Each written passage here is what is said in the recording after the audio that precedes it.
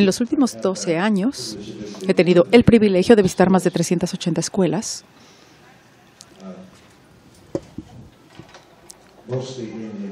en su mayor parte en Estados Unidos y en Canadá, pero también en Australia, Nueva Zelanda, Inglaterra, así como en Escocia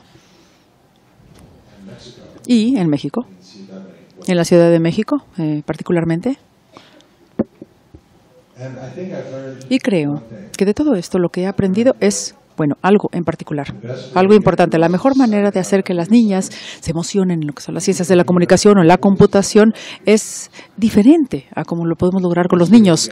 Y la mejor manera de que los niños se emocionen, los jovencitos se emocionen para poder llevar un diario o escribir poesía es diferente a cómo lo hacemos con las niñas. No creo que haya diferencia en lo que es la currícula. Es una diferencia entre lo que puedes enseñar. No hay, en realidad, la currícula es la misma, pero en la pedagogía sí. En otras palabras, la gran diferencia entre los niños y las niñas no es en lo que enseñas, sino cómo lo enseñas. Aquí es en el punto donde he aprendido tanto de los profesores, maestras, en los lugares que he visitado alrededor del mundo. He preparado una guía para esta ponencia. Está en línea. La computadora con la cual subí la información tuvo problemas ayer. Estaba preparándome para subir toda la información y tuvo un problema. Falló después de servir durante muchos años. Y como no soy un técnico en sistemas, ni siquiera sé qué quiere decir TPF. Pero entonces anoche tuve que aprender rapidísimo qué era. Y estoy tratando de ver cómo la traducción me está llegando. ¿Ya? ¿Can you hear me now? Ok, tenemos el servicio de interpretación. Mi nombre es Gaby, mucho gusto. Bueno, de cualquier manera, lo que hicimos es conformar toda la información de esta guía. Y el objetivo de esta guía es que ustedes no tengan que tomar tantos apuntes. Básicamente es lo que yo tomaría si estuviera aquí sentado escuchándome a mí mismo, a otra persona. Entonces voy a mencionar algunos estudios. Y al final de esta guía hay más referencias bibliográficas, hay más estudios que creo que ustedes van a encontrar interesantes. Y también revisiones y cuestiones que cubrimos esta mañana, de hecho, con algunos colegas. Aquí tenemos mi nombre, leonardsachs.com, /alset3.pdf. En la mañana era alset2 y en la mañana más temprano era alset sin número. Entonces, la idea es que ustedes tengan acceso a todos estos materiales. Quiero darles información relacionada con talleres que he llevado a cabo durante 3-4 días, digamos, en escuelas, y trabajamos con los contenidos en todos los niveles y qué funciona más con las niñas, qué funciona mejor con los niños. Y quiero explicarles a ustedes qué quiero decir cuando me refiero a pedagogía específica o por niño o por niña. ¿Por qué hablamos de pedagogía amigable con los niños y por qué amigable con las niñas? Bueno, cuando utilizamos estos términos, probablemente piensan que estamos hablando de conejitos o del color rosa. O sea, pedagogía amigable con las niñas es pintar todo de rosa y hablar todo bonito con términos bonitos de animalitos, mascotas. Y no he descubierto algo parecido a esto. Mis observaciones son diferentes a esto. Es lo que verdaderamente ha funcionado con las niñas. Muchas niñas odian el rosa. Resulta que así es. Y hemos tenido experiencias con profesores que dicen que los salones para niñas van a estar pintados en rosa. No es una buena idea. No lo hagan, por favor. O piensan que los temas tienen que tratar sobre relaciones interpersonales. Obviamente tenemos diferentes temas que tenemos que cubrir, pero cuando hablas de la dualidad de la luz dentro de una clase de física, por ejemplo, tendría que ser tomada en consideración desde la perspectiva de la niña para que ella tome interés. Uno de los contenidos que hemos cubierto tiene que ver con ciencias de la comunicación o sistemas, con la profesora Caitlin Kelleher, que habló en una de nuestras conferencias años atrás.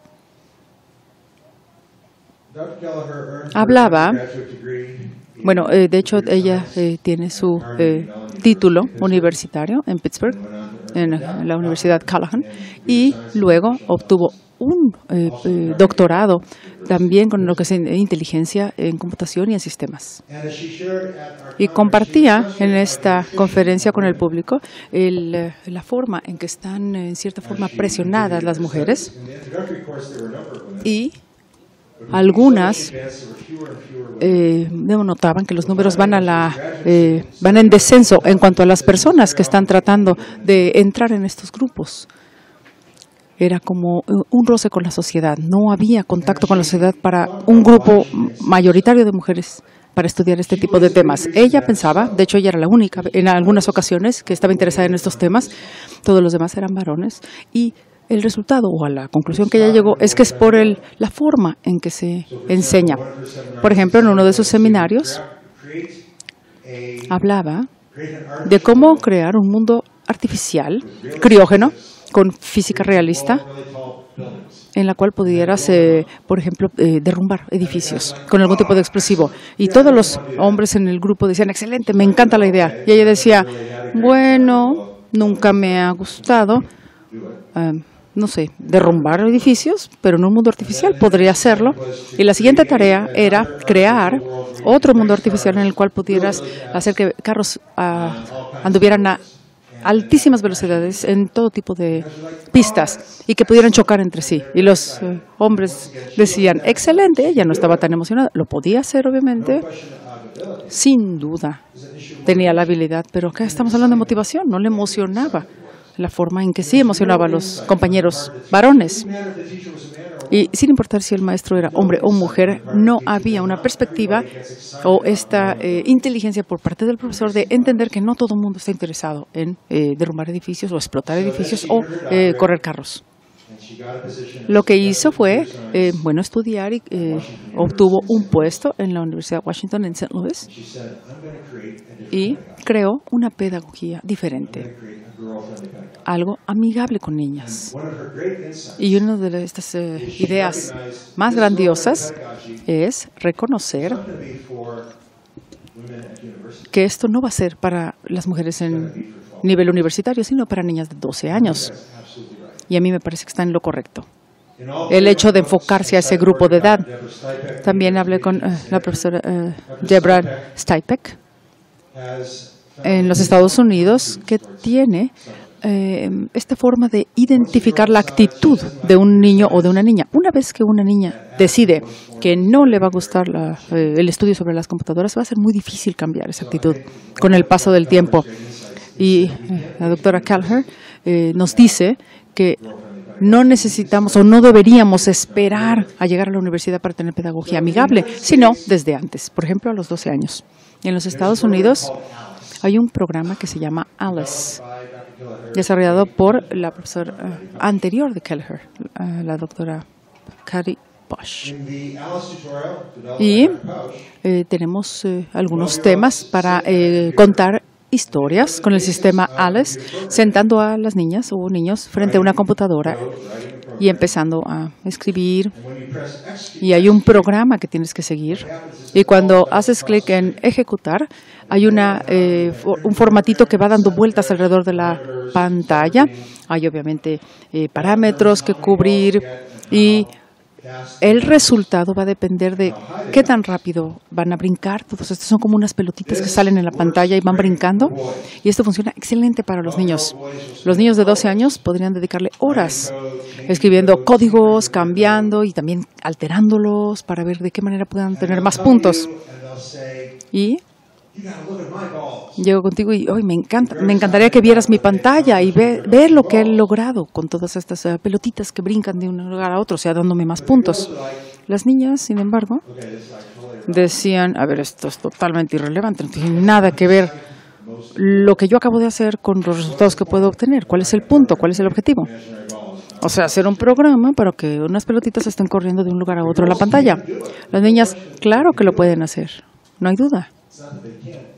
No es que no puedan, sino que no quieren hacerlo. Como decía antes, las diferencias más grandes entre niños y niñas no tienen que ver con la habilidad, sino con la motivación. La diferencia más importante es no lo que pueden hacer, sino lo que quieren hacer. Y casualmente esto nos lleva a tener un avance en el entendimiento. Años atrás la gente creía que tenía la mejor habilidad verbal y a lo mejor los hombres otro tipo de habilidad. Sabemos que no es así, no es tan sencillo, pues.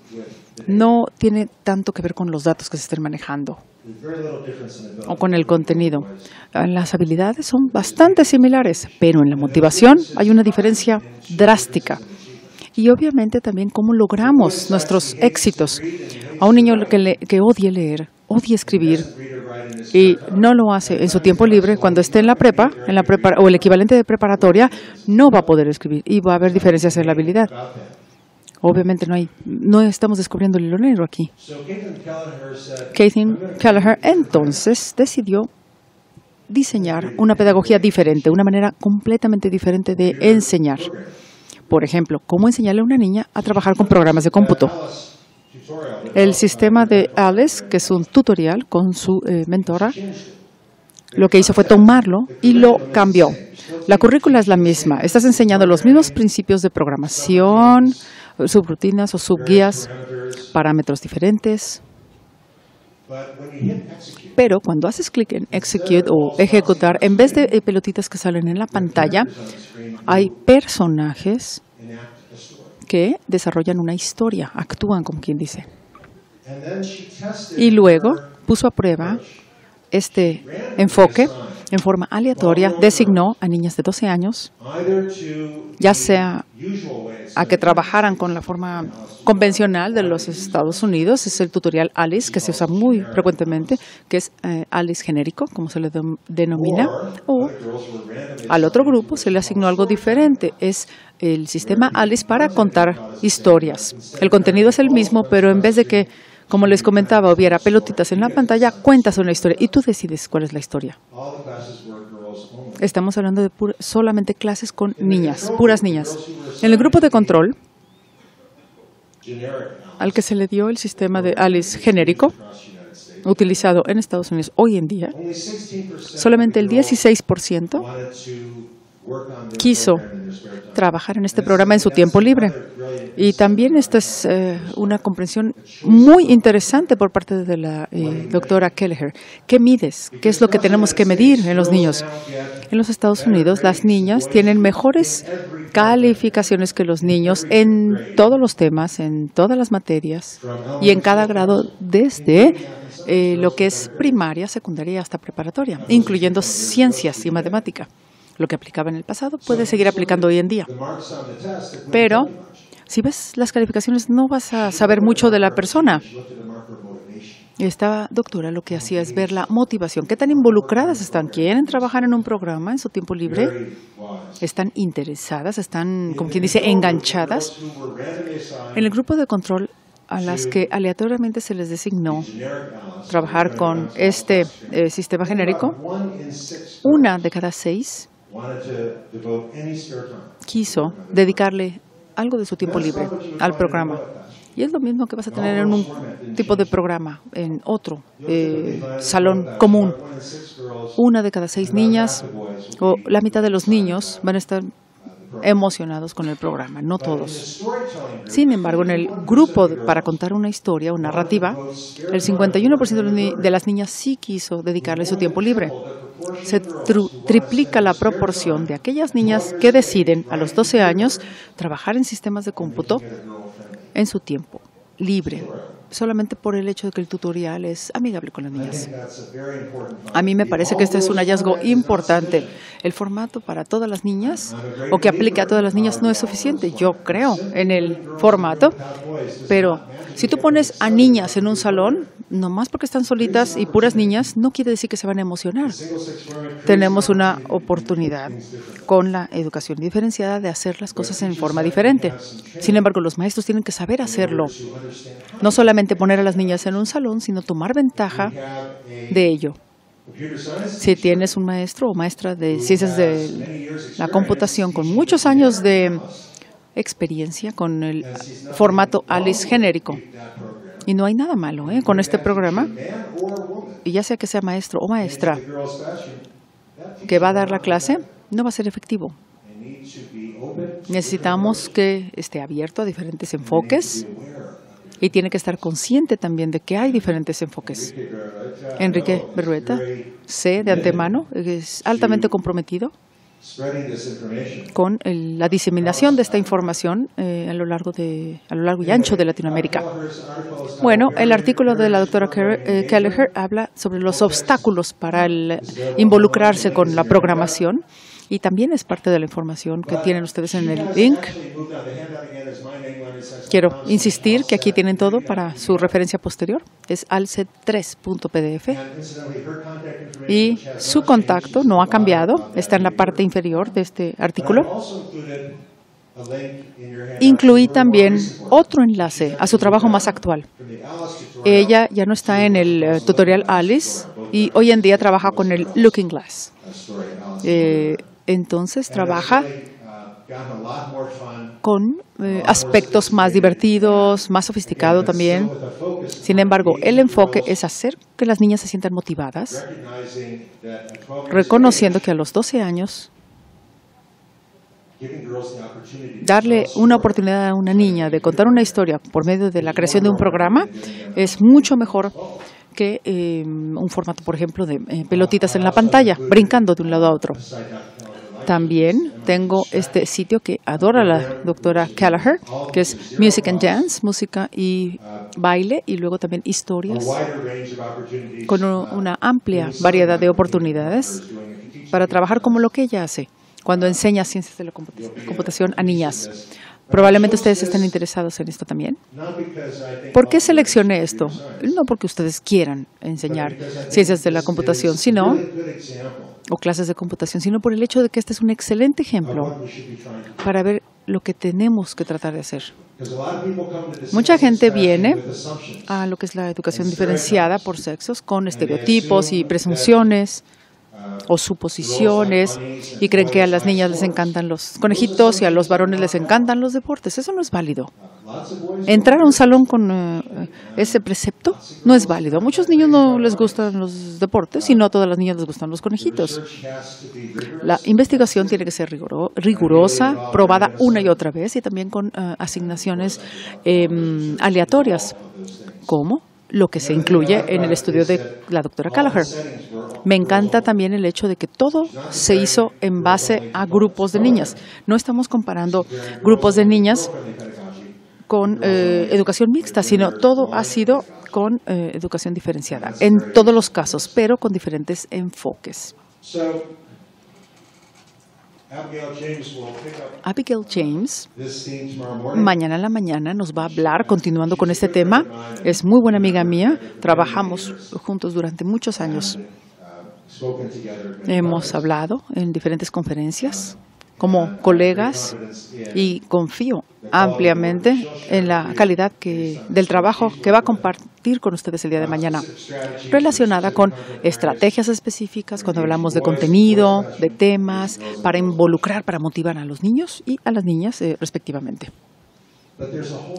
Sin embargo, hay otro aspecto que tenemos que cubrir para poder ser efectivos en clases para niñas o clases para niños, que no tiene nada que ver con la pedagogía. Tiene más bien que ver con cómo creas la relación, de qué manera creas la relación. El hacerlo correctamente es esencial para una motivación. Yo, obviamente, llevo a cabo una gran cantidad de presentaciones para escuelas. Por ejemplo, a veces hablo de la evaluación de una criatura que no está poniendo atención en clase, o hablo de cómo involucrar a los niños en escribir, o cómo involucrar a las niñas en ciencias y matemáticas. Un tema común, un eje común que veo en todas las presentaciones y que trato de enfatizar es el desafío con los jóvenes que tenemos hoy día. El desafío no es cognitivo, sino motivacional. En otras palabras, un niño o niña que no esté que no esté teniendo los resultados correctos, no es porque tenga una discapacidad del conocimiento o del entendimiento, o porque no pueda, sino porque no quiere. Y esto aplica en un 100% en los niños. No quieren, porque tan pocos niños le dedican su tiempo libre a leer y a escribir. leer libros, no ver páginas en Internet, sino libros de papel. No es que no puedan, sino que no quieren.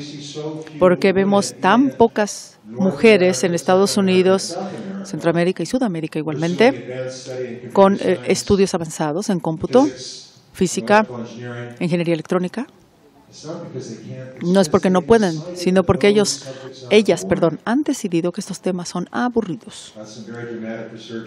Y tengo investigaciones bastante drásticas de los Estados Unidos. He recabado datos con entrevistas en algunos que tienen, por ejemplo, puestos en cálculo avanzado. Y le dices a una mujer, oye, ¿estudiarías esto? Si son hombres los que responden, dicen que sí, un 10%. El 90% dicen que no. Aunque estemos hablando de temas para hombres, supuestamente. Y no es que no puedan, sino que no quieren. ¿Cómo motivas a los niños, entonces, a las niñas, a la juventud en general? ¿Cómo haces para que estén motivados a trabajar y dar su mejor esfuerzo? Mi respuesta tiene que ver con la relación que se crea entre el profesor y el alumno. Si es sólida, el alumno va a trabajar más arduamente. No quiere decepcionar al maestro. Si esta relación es débil, el alumno va a tener un nivel de habilidad que no va a llegar al máximo o no lo va a aplicar, ni la motivación. La tarea, entonces, del profesor es hacer que todos los alumnos, no solamente los alumnos top, como se les llama, los que son los mejores de la clase, tengan buenos resultados, sino los demás también. ¿Cómo puede motivar a todo el grupo? Esta relación es básica, entonces.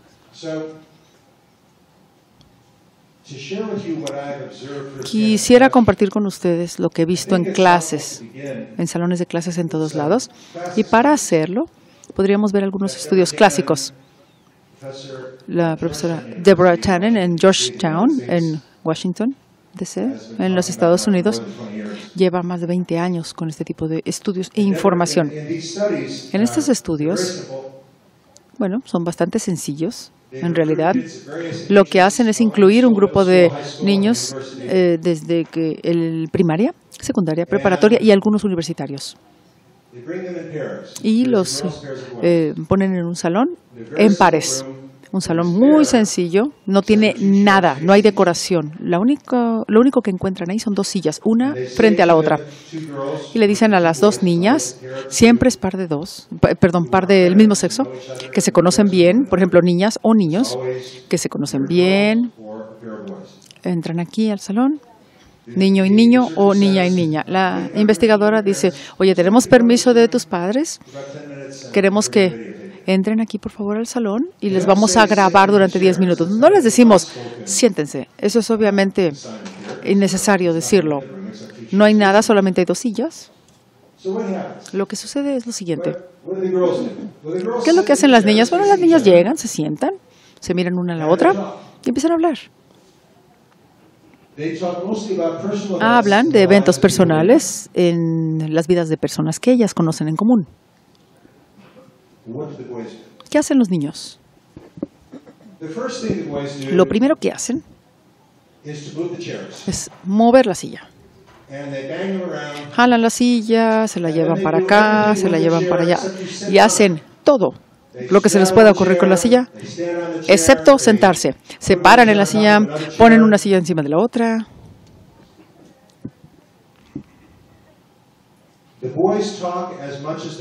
Y ellos hablan a lo mejor al mismo nivel que las niñas. Dicen por ahí que las mujeres hablan más que los hombres. No es cierto, es un estereotipo incorrecto. En todos los estudios comprensivos integrales, que incluye hombre y mujer o niño y niña, y las palabras que se producen en un periodo específico, si cuentas todas las palabras, podemos encontrar que ambos géneros generan la misma cantidad de palabras. A lo mejor han escuchado lo contrario, y esto es porque estudios anteriores hablan de escenarios artificiales. Por ejemplo, háblame de tu amiga, y la niña va a dar 10,000 palabras, y el niño a lo mejor 20. Pero eso es porque están limitando los temas. Las niñas y los niños generan la misma cantidad de palabras en 24 horas. hablan en la misma cantidad, pero los temas son diferentes. Los niños hablan de un montón de temas. Deportes, política, del clima y, de hecho, más temas que los que tratan las niñas. Porque las niñas hablan de eventos de gente que ellos conocen y los hombres casi nunca hacen eso. Muy raramente hablan de lo que le pasa a otras personas. Y de sus vidas menos. Y 10 años atrás que empecé a analizar este tipo de estudios y sus contenidos, empecé a darme cuenta de una situación. Mi esposa y yo somos muy amigos de Brian y Kem Pierce. Desde aquel entonces ya éramos amigos. En aquel entonces me di cuenta que donde vivíamos, en Montgomery, teníamos el softball, o pelota suave, un tipo de béisbol, pero con pelota suave, muy común. Y Brian estaba en ese equipo. Y Richard, muy buen amigo de él, también estaba en ese mismo equipo. Una noche Brian llega de sus partidos y la esposa, Pam, le dice: tenemos juego hoy en la noche, ¿dónde está Richard? Y Brian dice: sí.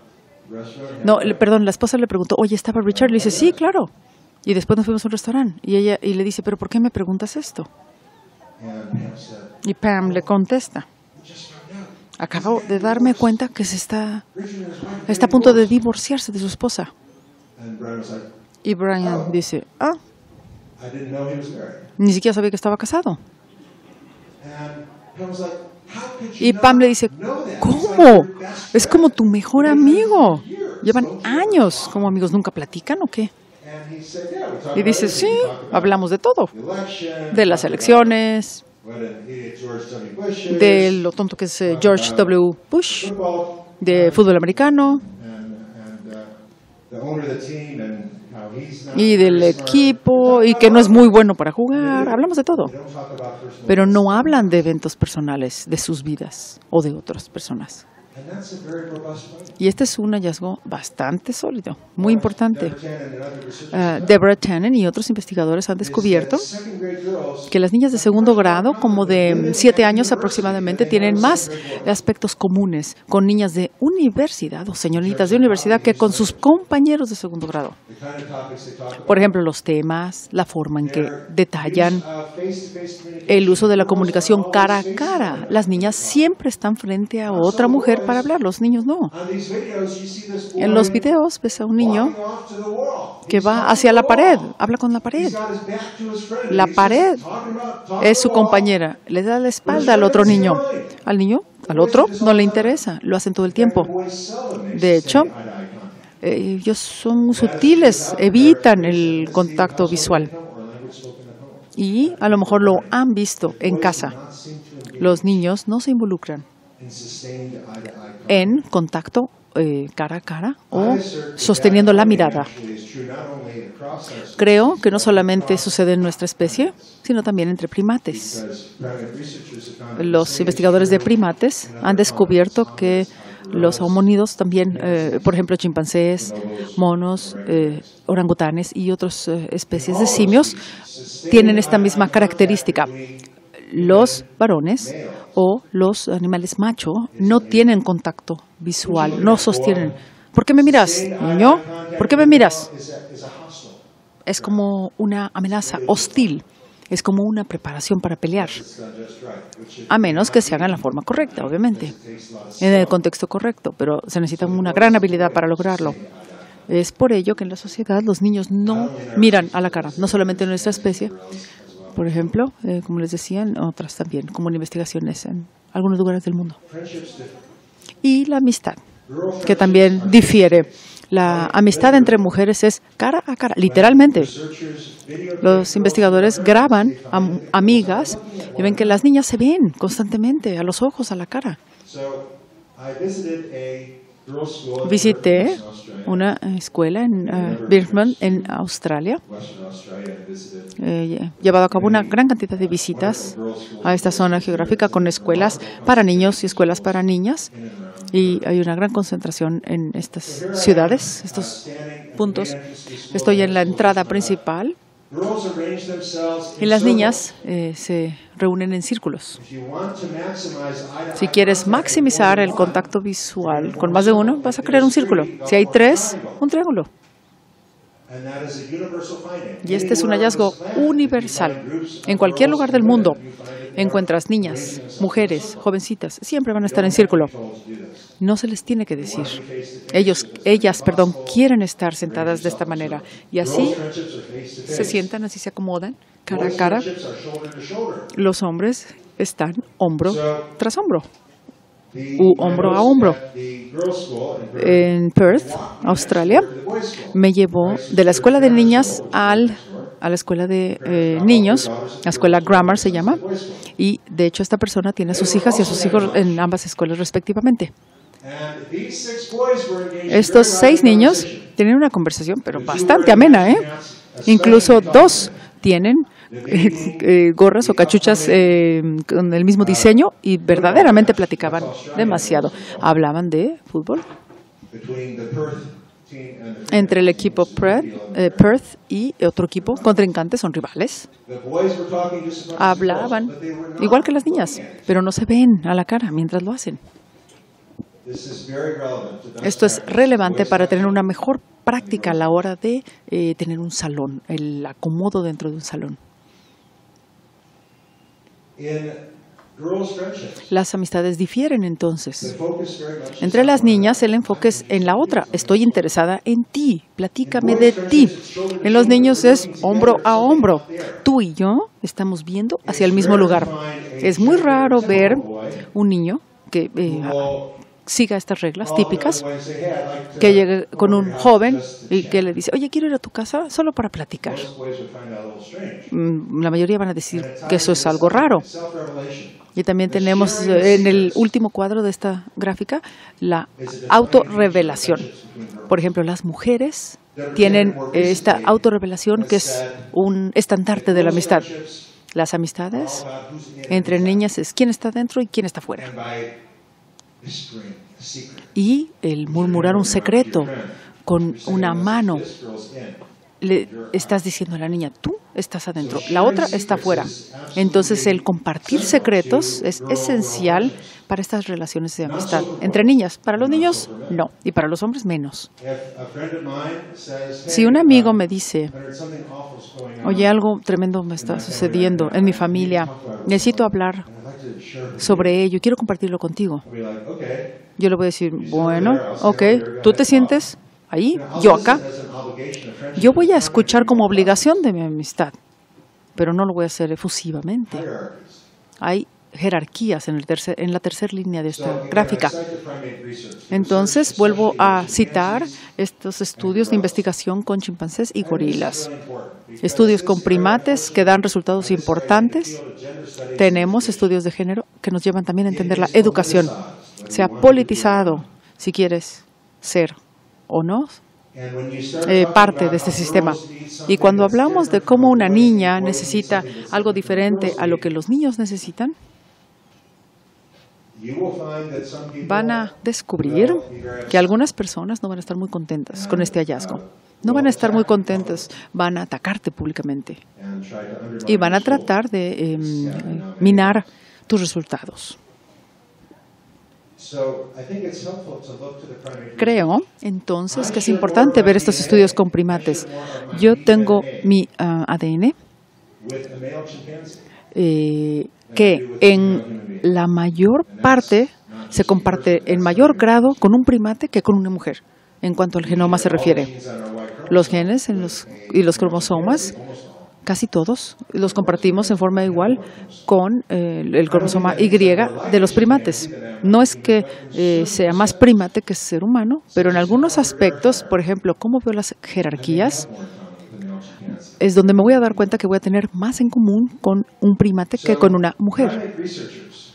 Los investigadores de primates durante el siglo XXI descubrieron, bueno, ya de hecho casi un siglo atrás, que las jerarquías son de suma importancia. Hay que entenderlas y son bastante sencillas entre chimpancés y gorilas. Los chimpancés y los gorilas tienen un sistema jerárquico claramente definido y en todo grupo siempre está el alfa macho o el macho alfa.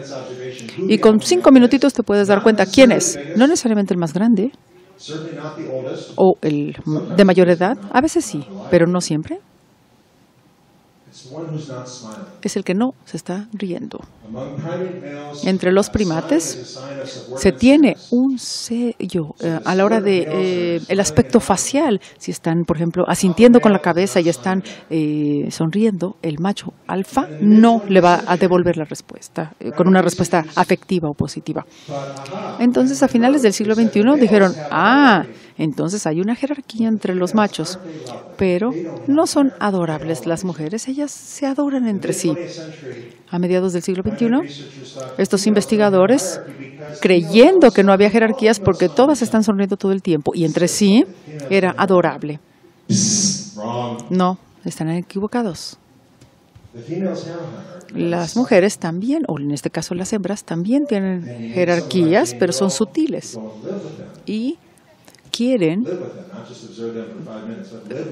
con estos estudios, entender cómo viviendo con ellas, no solamente observarlas, sino viéndola durante semanas y semanas y semanas, ven que es sutil esta jerarquía. Obviamente no la enseñan o no la demuestran como lo hace el macho alfa, pero sí hay jerarquías. Y también lo vemos en nuestra especie.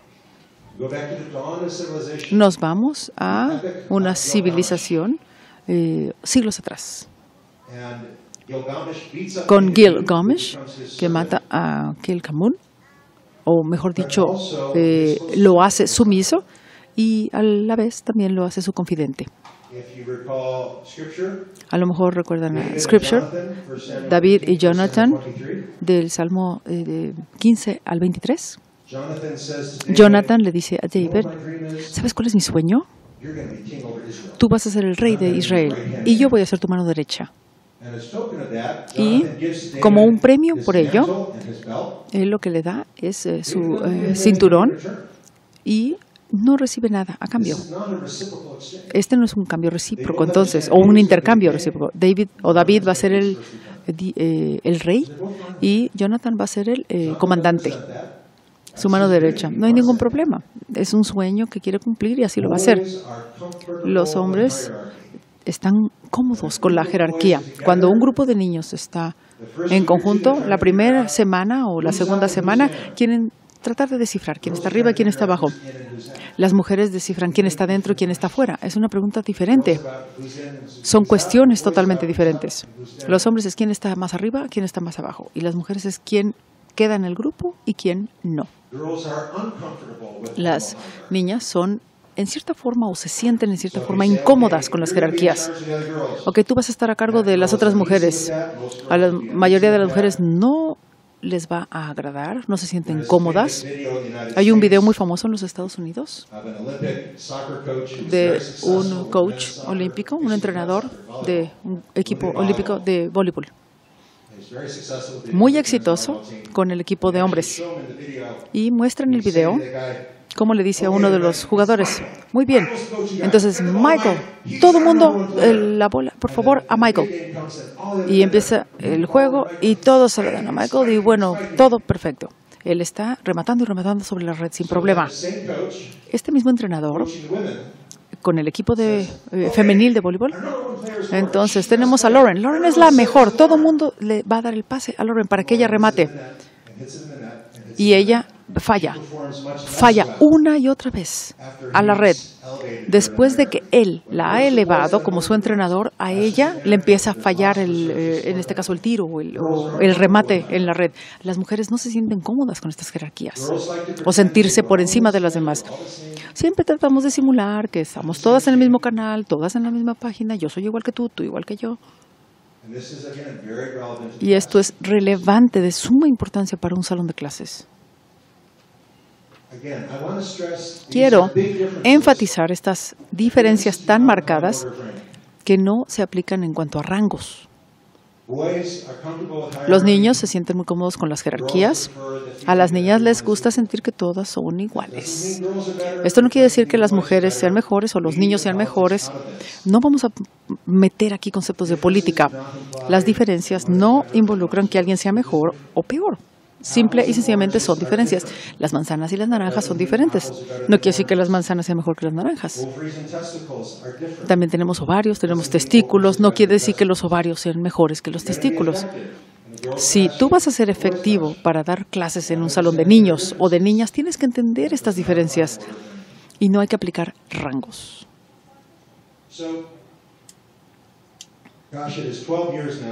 Bueno, 12 años atrás acudí a una escuela de liderazgo femenil en los Estados Unidos muy importante y tiene un historial también muy relevante, establecida en la era moderna, en el área de Manhattan, que lo conocemos como Spanish Harlem.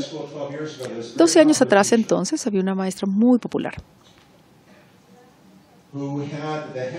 que tenía el hábito de invitar a uno o dos de sus favoritas a ver una película el fin de semana. Y ella es la que pagaba. Esta es una terrible idea, nunca lo hagan. Les voy a explicar por qué. Muy sencillo, no hay que tener favoritismos.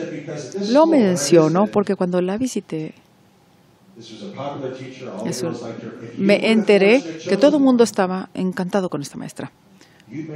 Si tú eras la afortunada de ser la favorita, te ibas a asegurar de que todo el mundo lo supiera. ¿Qué creen? Me llevó al cine, me invitó al cine, me escogió a mí.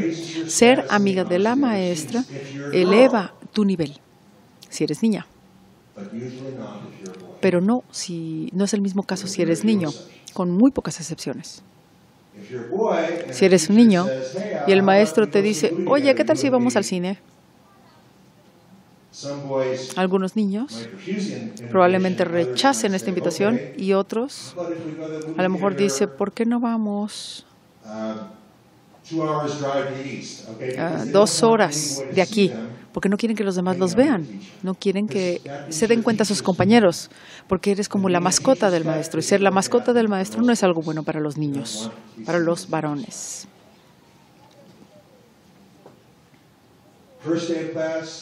Primer día de clases, tenemos alumnos nuevos, tenemos maestros nuevos y lo más probable es que las niñas vean a las maestras como sus aliadas y su amiga.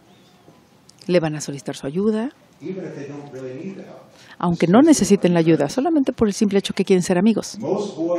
La mayoría de los varones, el primer día, lo consideran su adversario y ni siquiera van con ayuda, a menos que sea su último recurso. Algunos sí, pero es muy raro. Estas son reglas generales. El resultado es que cuando hay algún problema, tienen una dificultad, la niña va a acudir con la maestra como su primer fuente y los niños no.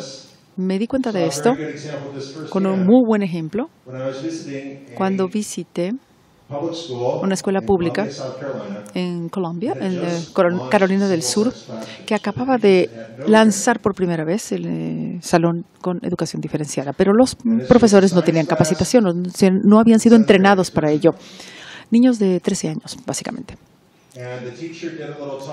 El equivalente a primero o segundo de secundaria. Y bueno, la maestra está frente al grupo y dice, quiero por favor que se distribuyan en grupos y que discutan en esos pequeños grupos cómo la membrana es diferente en lo que es el humano y en animales.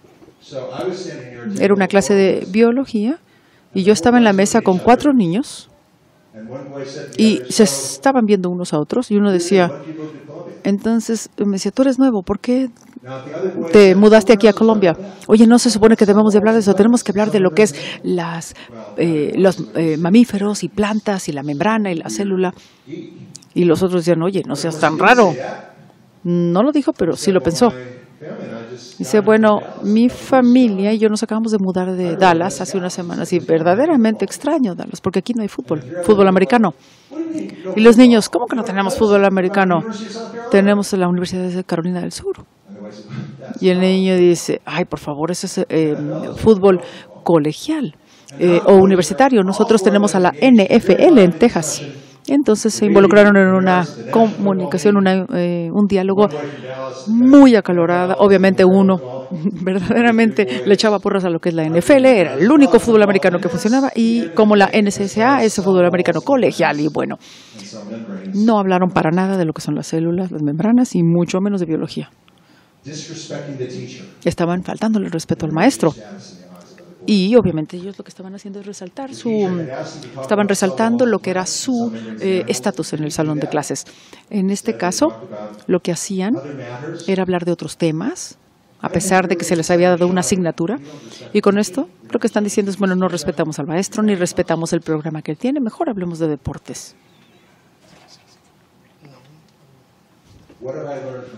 ¿Qué he aprendido yo de observaciones que he hecho? Bueno, le pido al director cuando visito una escuela, siempre le pregunto, ¿quién es más efectivo? ¿Cuál es el mejor maestro o la mejor maestra con las niñas que convence a las niñas a trabajar más arduamente que lo que han hecho antes? Y le pido permiso, obviamente, de sentarme en ese salón para observar. A la hora de hacerlo, me puedo dar cuenta que el maestro siempre ve hacia abajo o se sienta un nivel inferior. Nunca ve a los alumnos desde arriba. Nunca.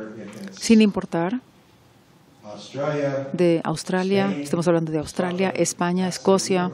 Esta es como una característica universal.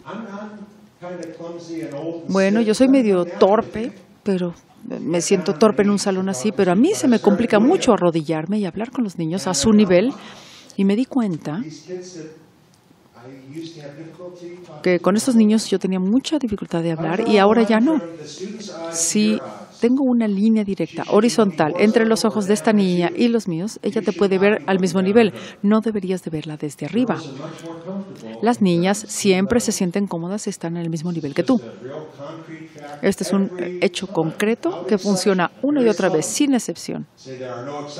Algunas personas dicen que no hay excepciones o hay excepciones a la regla. Todas las escuelas que he visitado, siempre cuando el director te dice, este es efectivo con las niñas, esta maestra o maestro funciona, se desempeña excelentemente, entiendo a la hora de observarla por primera vez qué es lo que hace, se arrodilla o se sienta o se baja al nivel para tener este contacto visual con las niñas. Entonces, ¿cuál es la mejor manera de poder hacer un acomodo de las sillas en un salón de clases? Tendríamos que crear círculos. El mensaje que queremos comunicar en un salón de clases es: todas somos amigas, no vamos a tener problemas, todas vamos a platicar. Y vamos a hablar de la forma en que vamos a tener la mesa también en un minuto más. Sin embargo, no estamos hablando de caballeros de la mesa redonda. Tú te sientas aquí, Emily a la derecha, la otra niña a la izquierda y Sonia del otro lado. Porque el desafío que tenemos con las niñas es no dar la impresión de tener favoritas. En este caso, ninguna alumna tu favorita. Puedes decir, es fácil, no tengo favoritas. Pero no es solamente el hecho de que no debas tener favoritas, sino que la impresión también debe ser clara. El mensaje debe ser claro. Por ejemplo, si Emily siempre está de tu lado derecho y Melissa del otro lado, empiezas la clase y ya estás hablando con ellas dos, una a cada lado tuyo. Y bueno, tengo unos minutitos para hablar en lo que llega el grupo. Y Sonia se da cuenta que tú siempre estás hablando con ellas, pero no con Sonia, no platicas con ella. Entonces, Sonia puede pensar que sí tienes favoritismo. Y cuando empieza a pensar eso, o a creer que tienes favoritismo, tú ya empiezas a tener problema como maestra. Ese es el desafío. No es fácil trabajar con este tipo de acomodo, pero sí, insisto, que sea en círculo, siempre resulta efectivamente tener a las niñas acomodadas en forma circular hasta preparatoria. Hay espacios en el círculo.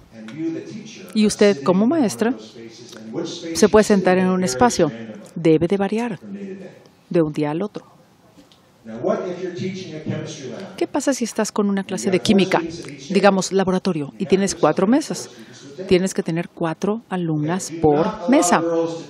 No permitas que las niñas escojan a sus compañeras, en laboratorio por lo menos. Por 2 razones. Razón número 1, las niñas son maléficas. Los niños también. No hay diferencia entre las niñas y los niños en sus tendencias a lo que es las virtudes o los pecados. Pero el pecado o la forma en que lo cometen es diferente. Las niñas tienen esta maldad que la llevan a cabo en forma diferente. Digamos que tienes 17 niñas en tu clase de laboratorio de química y tienes 4 mesas. Una niña va a ser la impar. Y entonces no es aleatorio. Las niñas la están excluyendo. Ella es la no popular. Si le asignas una mesa, las niñas, cuando tú no estás viendo, van a empezar a doblar los ojos hacia arriba y van a decir, ¡ay, nos tocó la perdedora! Eso no es bueno. Por eso no se debe de permitir que las niñas formen sus grupos. Razón número 2. El mundo de las niñas es una dinámica políticamente y maquiavélicamente tremenda y maléfica. Cuando empiezan a crear alianzas y obviamente hay estas clavadas de daga o de cuchillo por la espalda, esta traición, por ejemplo, para octubre. En septiembre crean las relaciones interpersonales y en octubre ya te están clavando la daga en la espalda. Y basan todo en sus relaciones interpersonales. ¿Qué sería una buena práctica?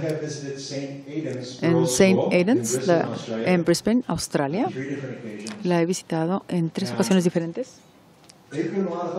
Y ellos han pensado muy concienzudamente qué hacer en este sentido. Y la maestra de laboratorio de química de secundaria también lo ha pensado. Si les das o asignas la mesa, y lo tienes que hacer de esta manera, si lo haces así,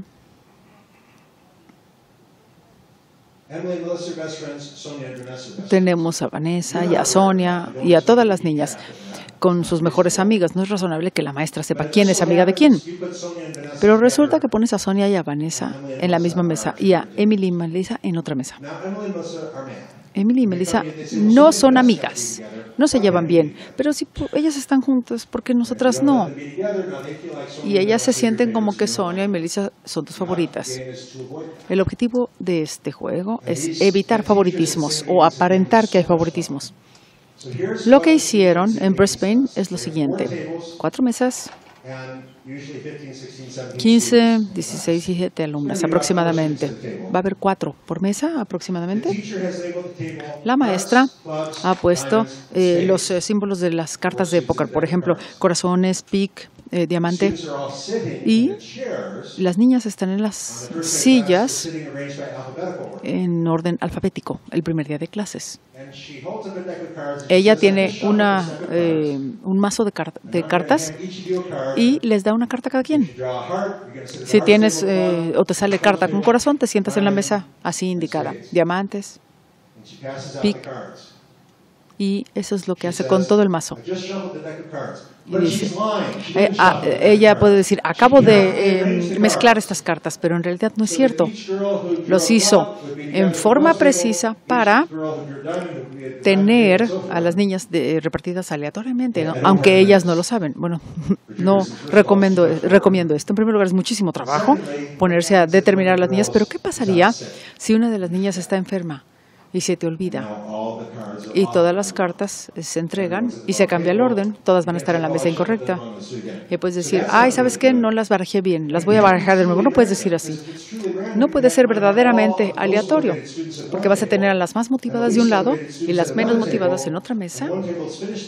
Y una termina 20 minutos antes de acabar la hora y las demás mesas apenas están empezando. Entonces, aleatorio 100% no funciona. Veamos qué hacen en otras escuelas. Tenemos un team shake, o es como una agitado, equipo agitado. Y es una aplicación. Fue desarrollada, de hecho, por instructores de educación física. Y lo que hace es tener una distribución de habilidades equitativamente. Puedes saber quiénes son los más motivados, quiénes son los menos motivados. Y obviamente quieres tener una mezcla, un equilibrio No quieres que los más motivados vayan a un lado. Si quieres lograr los mismos objetivos con todos los alumnos, no va a funcionar si no lo haces así. Queremos tener una mezcla. Y funcionó para este tema en particular, esta materia. Tienes una motivación y lo que haces es agitar. Es como un aparato que tiene números. Y bueno, tú no seleccionaste que Sonia y Melissa estuvieran separadas o juntas. Así es como salió. A las niñas no les va a agradar. Pero por lo menos les puedes convencer de que fue justo. Pero no van a estar contentas. Y una niña se va a quejar. Ay, ni siquiera conozco a las niñas que están aquí. ¿Por qué no me puedo sentar con las que conozco? Explíquenle que aprender y llevarse bien, aprender a llevarse bien con personas que no necesariamente sean tus amigos es una habilidad muy importante y la vas a necesitar en el mercado, en la vida diaria, en el mundo real. Y tienes que trabajar con personas que no necesariamente son tus amigos. En 9 semanas, a la mitad del semestre, por lo menos una vez en el semestre, no deberían de estar sentadas todo el año en todas las materias. Le puedes prometer que en 9 semanas van a volver a mezclar los equipos y que le vas a dar la oportunidad de estar en otro equipo. No le puedes garantizar que va a estar con sus mejores amigos, pero no vas a estar siempre, durante todo el año, con las mismas niñas. Creo que es lo mejor que podemos lograr. No favoritismos. Y no es tan fácil como parece. Y esto es lo que diferencia a un maestro promedio de un maestro maravilloso. Estás enseñando una clase de matemáticas y dices, a ver, esta ecuación, a ver, Stephanie, por favor, me das la respuesta. Muy bien. ¿Le puedes mostrar al grupo cómo lo hiciste? Al día siguiente, ¿quién puede explicar la derivación de la fórmula X? Ah, muy bien. ¿Puedes pararte, por favor, al frente? Muy bien. ¿Le muestras a todos cómo lo hiciste? Sara, que no es tan brillante, no está tan motivada, no está tan involucrada. Y se dice, Stephanie, bien. Oh, Stephanie, por favor, le puedes mostrar a la clase. Y todo el día estás con Stephanie. Va a creer que Stephanie es tu favorita. No es cierto. No tienes ninguna conexión emocional con Stephanie, a diferencia de con Sara, pero Sara sí lo cree, porque siempre le estás alabando a Stephanie. Me siento ahí y veo a la maestra, y una maestra que en particular tiene el sexto sentido por Sara. Sara está teniendo problemas en la clase y dice, oye, Sara, ¿tu papá vive en California? ¿Va a venir este fin de semana? Y Sara le contesta, la maestra se está comunicando con la niña y el mensaje es, me interesas, me preocupo por ti. Y esto te deja una huella. No solamente que también te vaya en mi clase de matemáticas, sino me interesas como ser humano. Y estoy interesado o interesada en ti. Y Sara empieza a trabajar más. No solamente porque le gusta álgebra, odia el álgebra. Trabaja un poco más porque no quiere desilusionar a su maestra. Y esta maestra saca lo mejor de cada quien. Ese es el desafío. Es, de hecho, un desafío que tenemos que enfrentar. Entonces, 14 horas en un taller fue lo que hicimos en Indiana. Es en una escuela secundaria. Se llama Merrillville. Es un curso de 2 días que estaba adoptando el formato de educación diferenciada por sexos y con salones por separado. Entonces tuvimos esta capacitación, hablamos de contenidos, compartimos lo que tengo como experiencias y aparentemente fue un gran éxito en los siguientes 2 años. Y vimos las calificaciones que iban hacia arriba y también la disciplina se mejoró. Pero la escuela abandonó el esquema. Y lo hicieron por regresar a educación mixta, dado que no había maestros que quisieran en un momento dado enseñarle a las niñas. Y casi todas las maestras eran mujeres, maestras femeninas, y no querían enseñarle a las niñas. Y decían, estamos hartas de lo que es el drama en la clase. decían, bueno, castigas a un niño y bueno, se sobrepone en una hora. Castigas a una niña y la niña se mete en un capricho y también involucra a las demás y se meten en su caparazón. Las maestras, mujeres, decían esto. Y por el contrato laboral no podían forzar a las maestras. Tiene que ser voluntario. Y tuvieron que abandonar este formato de clase diferenciada. Enseñarles a las niñas es mucho más complejo. Siempre hay 1 o 2 semanitas en las cuales los niños quieren desafiar a las maestras o maestros los primeros días de clases, pero vamos a otro tema de momento. Si tú quieres tomar el control de una clase con niños, varones, como Paul Bender dio una plática en una de mis conferencias hablando de sus experiencias en una escuela pública en Alabama, Estados Unidos. Decía que para noviembre, tus alumnos de 12 a 13 años, puedes dejarlos trabajando solos. Te puedes ir, tomarte tu café, regresar 20 minutos después y la clase está en orden.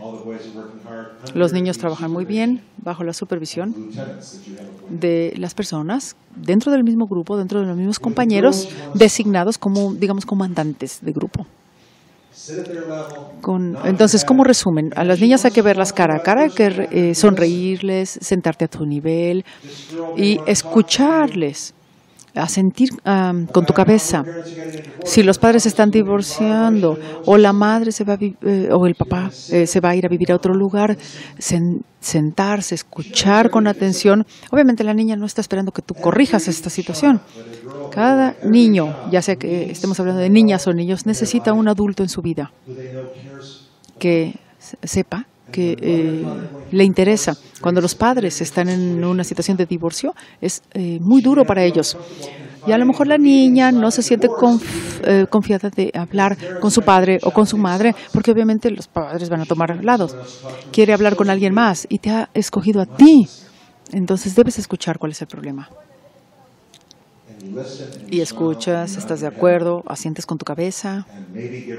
A lo mejor le das un abrazo, si es permitido, y si obviamente tú eres maestra mujer.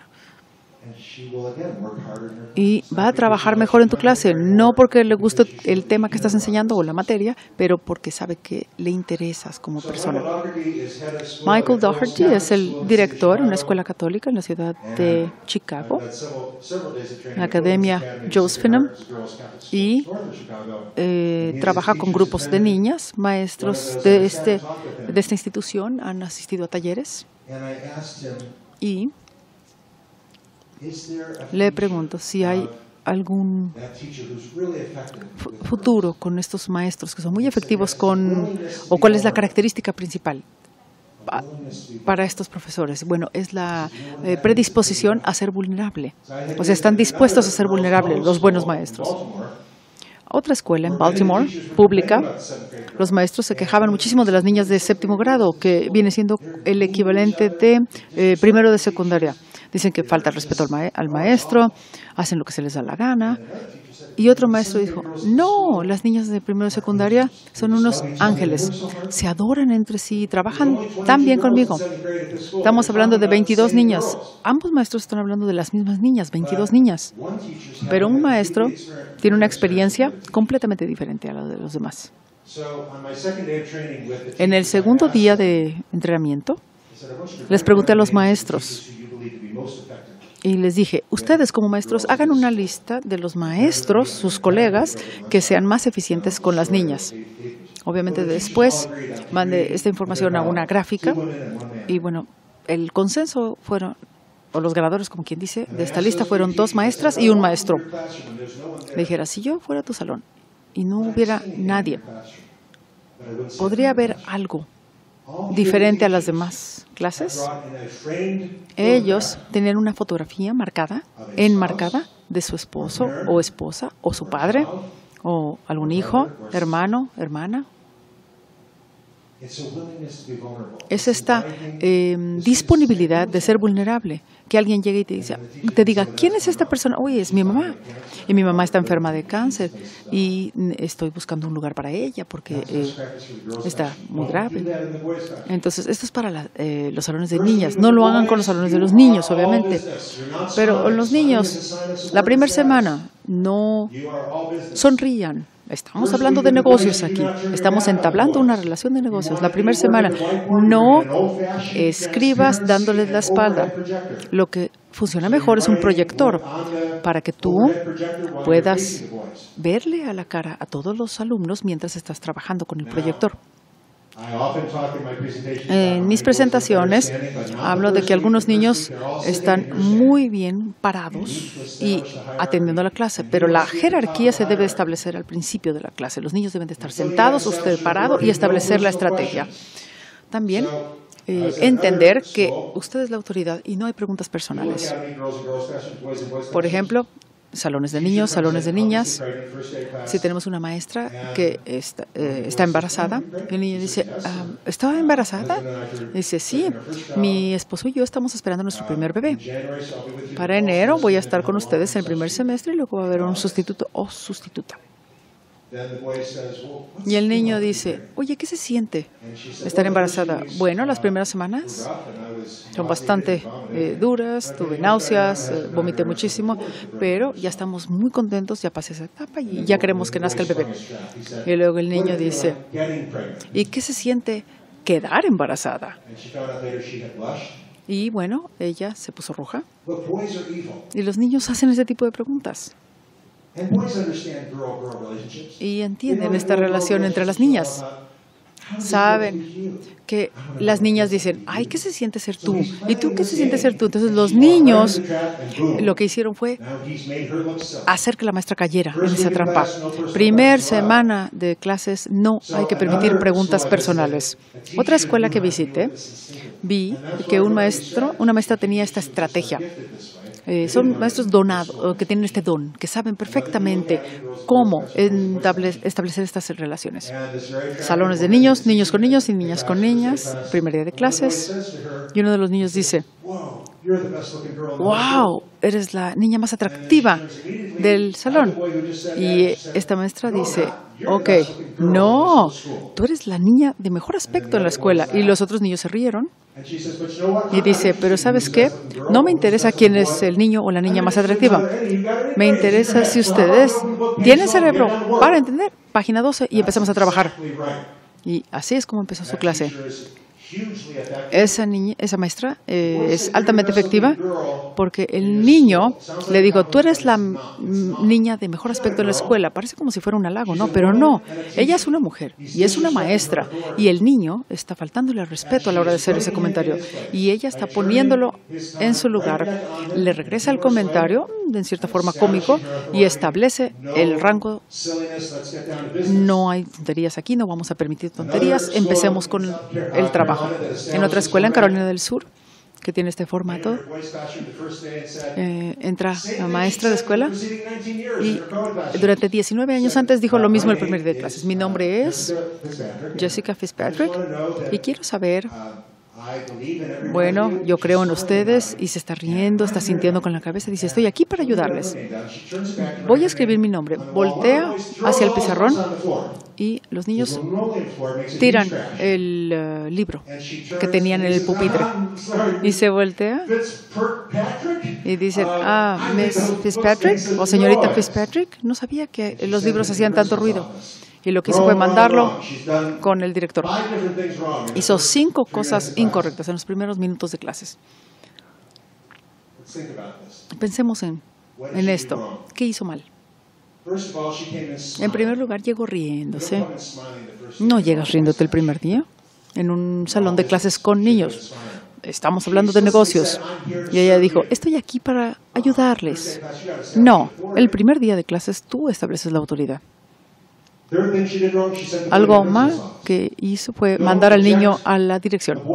No rechaces a un varón a menos que vas a tener el mecanismo para la expulsión porque si no el niño va a regresar a tu salón y le quiere mostrar a los demás que a él no le impresionaste, no está intimidado. Él debe ser aún más, tiene que faltar aún más al respeto y desafiarte más. Todo esto se complicó, obviamente, y la segunda semana de clases tenemos al maestro que corrió a la oficina y decir, ok, ¿a quién se le ocurrió la estúpida idea de poner a los niños en un salón? Es lo más tonto que he oído. Yo vi el registro de este niño. El año pasado no tuvo ningún problema de disciplina y ahora lo mando todos los días. Es la idea más tonta que hemos tenido. Tenemos que tener a niñas y niños involucrados para que las niñas metan en cintura a los varones. Obviamente, si los maestros no están capacitados, el formato de niños no funciona. Obviamente, el niño estaba haciendo lo que a él le correspondía, faltarle el respeto a la maestra y subir su propio nivel. Y le decían, oye, ¿por qué le estás haciendo esto al maestro? Cuando las niñas están en el salón, le hubieran dicho, oye, ¿por qué haces esto? ¿Por qué le faltas el respeto a la maestra? Pero cuando no hay niñas, los otros varones, ante los ojos de los otros varones, se eleva tu nivel. Los maestros deben de tener ventaja de este formato. Deben de saber cómo hacerlo. Si no, esto va a llevar al desastre. Esto fue hace 19 años. Es uno de los aspectos que descubrí al principio de esta investigación. Hay que hablar con los niños con hileras convencionales, todos viendo al frente y tú moviéndote en el salón constantemente. Tienes que moverte. Los niños nunca deben saber hacia dónde vas y obviamente con un paso rápido.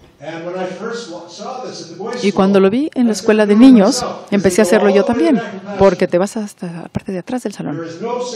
No hay un solo lugar seguro. Los niños problemáticos son los que se sientan atrás, pero tú como profesor vas a estar ahí también. Y lo hago en mis presentaciones, camino hacia atrás y luego me traigo las hojas de evaluación. Y las mujeres me dicen, ay, ¿sabes qué? No me gusta que este señor esté respirándome aquí tan cerca. Y bueno, lo que funciona para las niñas no funciona para los niños. Entonces caminas de un lado a otro, del frente hacia atrás, siempre moviéndote. Jason, ¿puedes darme un resumen de lo que acabamos de hablar? ¿No? Ok, tú, por favor, ayúdale. Energía en todo el salón, constantemente en movimiento. Y no quieras jamás avergonzar a un niño, pero sí marcarles el paso. Y bueno, las mujeres son mejores maestras para niñas, para grupos de niñas. Esta es otra presentación que hice en una escuela pública. Y después de que todo el mundo ya había salido del salón, un maestro vino conmigo y me dice, yo estoy designada como trabajadora social y no me gusta no me gusta ser maestra de ciencias sociales. Estoy aquí para el álgebra. Nos dimos cuenta después que esta maestra era muy eficiente, pero que no le gustaba trabajar con niñas. Ella se fue a enseñarles a escuelas de varones. Pero puedes cambiar la actitud de esta maestra. Puedes convertirte en una maestra diferente si quieres. En la Universidad de Stetson tenemos a Kathy Piechura, que ha estudiado ya durante 9 años estos fenómenos, con un programa para educación en Florida. Y habló en una de nuestras conferencias. Tenemos a 2 licenciadas que estaban estudiando magistrado y que eran muy buenas amigas, y a ambas se les designaron grupos en la misma escuela, una escuela primaria con niños y niñas por separado. 4º grado de primaria, básicamente 9 años de edad en promedio. Kathy les pidió a ambas, o les preguntó, mejor dicho, ¿en qué formato te funcionas mejor, en el de niños o de niñas? Y la primera dijo, ay, ¿sabes qué? Yo prefiero a las niñas. Y luego dice, bueno, yo ya estuve en el taller del profesor Leonard y ya sé perfectamente cómo trabajar con niñas, mi voz, la forma en que me dirijo a ellas, pero no soy ese tipo de maestro. Y la otra decía, me encanta, nos sentamos en la alfombra, nos sujetamos las manos y nos queremos mucho entre sí y trabajan mucho conmigo. Eso es lo que decía la otra maestra. Entonces Kathy le preguntó a la otra. Son maestras, recordemos que fueron amigas durante muchos años, y la segunda maestra respondió. No, yo con los niños. El problema con las niñas es que llega el lunes y tienes que preguntarle qué hicieron el fin de semana y tienes que hacer como que te importa. Y Melissa quiere decir lo que ella hizo y Sonia también quiere decir de lo que hizo el fin de semana. Y luego Vanessa. ¿Y sabes qué, Vanessa? Ya nos tomamos 22 minutos. ¿Qué tal si continuamos con la clase? ¿No hay ningún problema? Y Vanessa me echó unos ojos que ya sabrán. Al día siguiente, Vanessa está organizando un boicot contra mí. A todas las niñas de cuarto grado que no hagan la tarea solamente para mí, para mi clase, y que en el formato de evaluación de maestros, que yo soy una bruja maléfica y que no debería de ser maestra. Solamente porque no quise hablar durante toda la mañana de lo que hicimos en la mañana. Ella dijo, me encantan los niños. Llegó el lunes y digo, quita eso de allí, cierra tu libro o abre a la página 17. Y a los niños les encanta, no hay problema. Cada maestro también es un individuo. Algunos son más talentosos para enseñarles a niños, otros para niñas. Y Margaret Ferrara se ha dado cuenta que los profesores tienen muy poco conocimiento de en dónde podrían desarrollarse mejor. Casi el 90% te pueden decir que funcionan bien con ambos grupos, porque creen que es la respuesta correcta. Yo puedo enseñarles a niños, a niñas sin problema, pero no es así. No están conscientes de cuál es su verdadero talento. Vamos a brincarnos algunas de estas diapositivas que tienen que ver con la diferencia en el sistema auditivo por razones de tiempo. Insisto, este es el manual con ALCE 3.pdf y a las 8 vamos a hablar con padres de familia, de las niñas, cómo hablan, cómo tienen amigas en las redes sociales, pero que pueden deprimirse más. No aplica para los varones y esta noche vamos a hablar de esto más extensamente. Vamos a hablar de los videos, juegos de videos, por qué a los niños les encanta tanto, por qué es un riesgo y obviamente, en tercer lugar, por qué los padres tienen que ser asertivos en cuanto a la autoridad. Tenemos este libro que es El género importa, de publicaciones Alced.